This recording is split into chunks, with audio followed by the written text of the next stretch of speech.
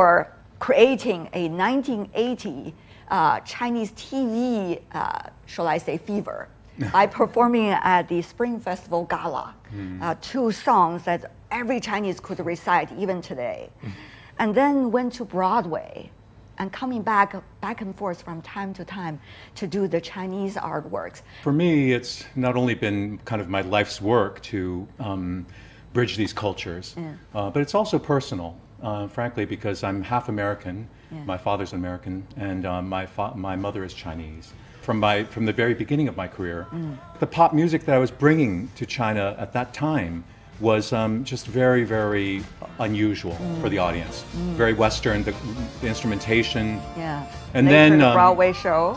After I'd gone to Broadway, then I thought, oh, I'll import Broadway into China. So I worked with Andrew Lloyd Webber, for many years.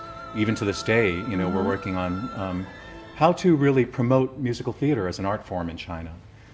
So it's always been about bridging cultures. But my only kind of slight, sadness is that a lot of the traffic has been in one direction, mostly from the west to the east. And that's because, obviously, especially America is very strong industry of entertainment. Right. They're very smart in packaging and how to, the Hollywood blockbusters, their pop music, all these years. So I really hope that in the future, there will be a change in this. I see some hope in the younger generations because they're growing up in a much more globalized world. Absolutely. And because of the internet, they're much more world aware than they have been in the past. So I do think there's great hope for the future.